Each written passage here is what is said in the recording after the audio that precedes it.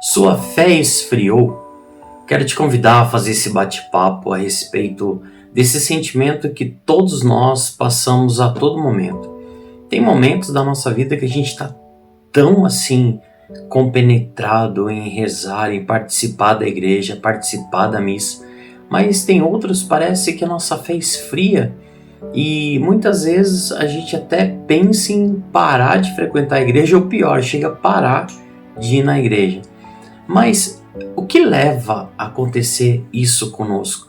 É importante sempre a gente esgotar o entendimento do porquê que certas reações acontecem, porque certas verdades passam a não ser mais uma verdade e outras que não são tão importantes passam a ter tanto valor.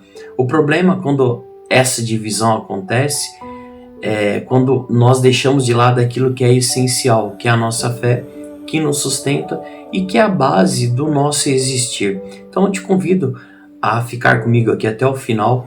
Vou trazer várias reflexões nesse sentido para a gente poder compreender um pouco mais os fatores que levam isso a acontecer e principalmente o que eu devo fazer para não dar essas brechas. Se você ainda não é inscrito nesse canal, te convido a se inscrever. Não deixe de dar um like nesse vídeo para que o YouTube mande para mais pessoas esse conteúdo. Compartilhe também para que mais pessoas possam ter acesso a esse conteúdo e também, de certa forma, andarmos juntos na nossa fé. Primeiro ponto que eu quero trazer para vocês. Por que a nossa fé esfria? Eu sempre uso uma analogia que eu aprendi, que eu ouvi em uma pregação uma vez, do carvão. Quando a gente vai fazer um churrasco e eu quero que o fogo fique mais forte, a gente junta o carvão. Quando eu espalho o carvão, aquele fogo fica mais fraco. A nossa fé é igual. Quanto mais próximo eu estou de Deus, mais eu me conecto com Ele, da forma com que você se sente melhor, mais forte fica a sua fé. Então, o primeiro ponto sobre o esvaziamento, essa questão de esfriar a nossa fé. Entenda o seguinte, o primeiro ponto, a fé não é um sentimento. Isso é o primeiro erro. Dependendo da situação, um recém-convertido, o sentimento ajuda eu vivenciar, experienciar Deus na minha vida. Mas isso não pode ser somente assim. A fé ela não pode se basear apenas em emoção, choro, não.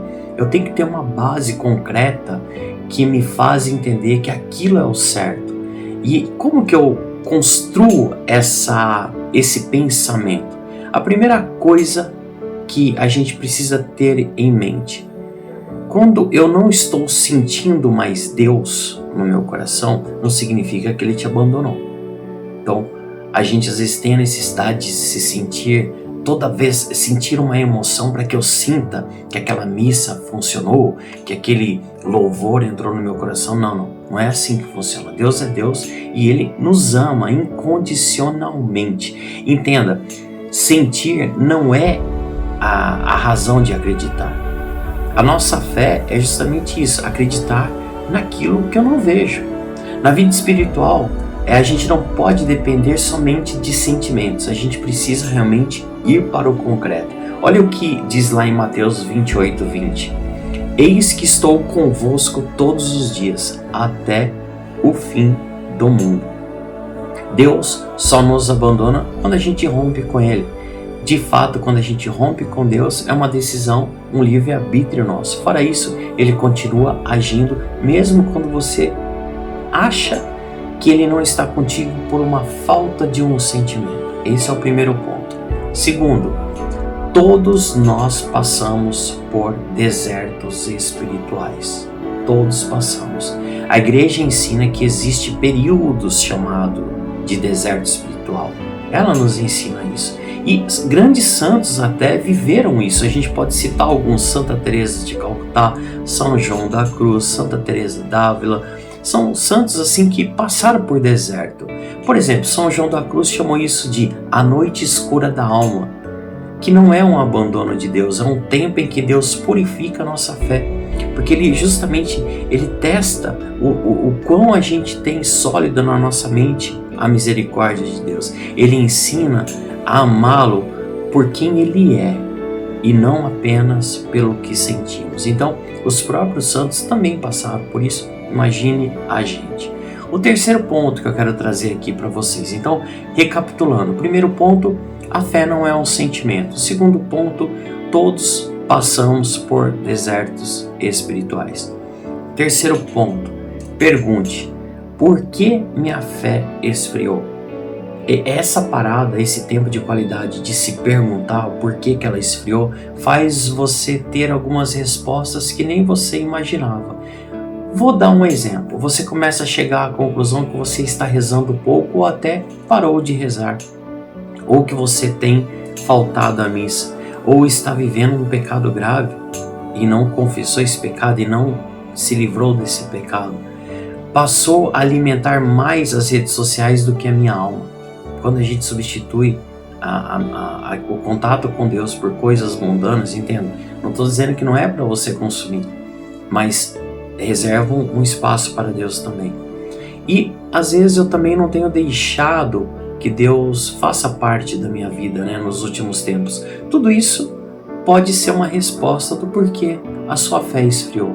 Então, na maioria das vezes, a fé não desaparece de repente, ela vai se esfriando ao pouco. E você, é como eu expliquei do carvão, Quanto mais afastado o carvão está um dos outros, ou da igreja, ou da oração, mais esfria. Então é uma decisão muito nossa. E para retomar é sempre um sacrifício, mas eu preciso me esforçar para retomar essa conexão com Deus. O quarto ponto que eu quero trazer aqui é volte aos sacramentos. Aqui vamos dizer que é o remédio para a nossa fé, aquilo que nos abastece. Não espere vir à vontade, por exemplo, de confessar, de ir à missa. Vá, de receber Jesus na Eucaristia em estado de graça, claro. Os sacramentos não dependem de sentimento. A comunicação com Deus se faz através também dos sacramentos. Aliás, principalmente através do sacramento. E o próprio catecismo ensina que os sacramentos fortalecem a nossa vida espiritual. Vira e mexe, eu trago aqui para vocês assuntos relacionados ao que está sendo ensinado no catecismo da Igreja Católica. O quinto ponto, continue rezando, mesmo sem vontade. Talvez seja o conselho mais importante nesse momento. Rezar mesmo quando eu não estou bem, ou não estou disposto, ou até com a minha fé baixa, isso mostra realmente a confiança que você tem em Deus. Jesus no Getsemane também enfrentou uma aridez, Mesmo assim ele disse, Pai, seja feita a tua vontade. A perseverança fortalece a nossa fé. O sexto ponto que eu quero trazer para vocês aqui, leia a palavra de Deus diariamente, nem se for um trecho, que seja o evangelho do dia, que seja um trecho de provérbios, de salmo, enfim, dos salmos. Leia, tenta beber um pouco dessa fonte, porque isso também alimenta a nossa fé. São Paulo diz, a fé vem da pregação, e a pregação é pela palavra de Cristo. Então, lá em Romanos 10:17, a fé vem da pregação, e a pregação é pela palavra de Cristo. Não, nem que seja um capítulo, nem que seja um versículo por dia, mas vai se alimentando também da palavra todos os dias. Anote essa sétima dica que eu vou te dar. Procure boas companhias. Procure. Selecione com quem você ama. Selecione com quem você conversa. Porque a nossa fé também é influenciada pelas pessoas ao nosso redor. Quem convive apenas com pessoas que com fé baixa, que zomba da religião, prioriza outras coisas que não a igreja, ela vai te influenciar. E às vezes vai te colocar dúvida, porque o inimigo ele é astuto. Procure pessoas em grupos de oração, em pastoral, na própria comunidade paroquial. Se aproxime das pessoas que compactuam daquilo que você também acredita. Oitavo ponto, não desista por causa das quedas. Muita gente fala assim, caí, pequei, não vou mais não. Quantas vezes você cair, levante quantas vezes for preciso. O importante é você sempre estar inclinado a ser uma pessoa melhor, a seguir os passos que Cristo espera de nós. Sempre que cair, levante-se. Não é porque você caiu que você não é mais amado, não. Deus te quer e Ele te quer assim. E tem um detalhe, cada queda nos ensina mais, cada queda nos fortalece mais, cada queda nos faz criar uma coisa que eu chamo de repertório para que eu saiba lidar com isso se isso aparecer novamente. Principalmente agora que eu vou te falar, não só para mim, mas poder instruir e ajudar o outro a evitar as mesmas quedas. É a famosa experiência de vida. Então, concluindo, se a sua fé esfriou, primeiro, não tenha medo.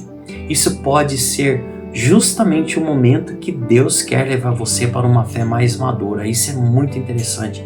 Uma fé mais madura, que uma fé sólida, ela não se desfaz com qualquer pancada, porque isso está bem enraizado. Você já viu pessoas que às vezes estão na igreja e fala tanto de Deus, fala tanto, e de repente a pessoa sai da igreja católica e vai para uma outra religião. O que faltou? Uma fé madura. Então não é o sentimento despejado a todo custo que classifica que eu estou realmente maduro, firme, alicerçado na minha fé. E a gente só consegue rezando, estudando a palavra, se relacionando com pessoas que pensam como a gente. Porque a fé não é caminhar apenas de forma vaga, mas ela toda hora se alimentando daquele combustível que me mantém neste caminho. Mas eu quero saber de você. Você já passou por esse período de esfriamento, de deserto, de fé? E o que mais ajudou você a voltar para Deus? O que mais, assim, quando você se esfriou? Que fator que fez com que você de novo se aquecesse, se inclinasse novamente para Deus? Compartilhe seu testemunho aqui nos comentários, porque parece que não, mas as pessoas olham, leem e muitas vezes você pode ajudar outras pessoas que já passou ou esteja passando por algo parecido. Se esse vídeo fez sentido para você, não deixe de dar aquele like, compartilhar com o máximo de pessoas possíveis e que a gente possa continuar nos fortalecendo cada vez mais no entendimento da nossa fé. Deus abençoe.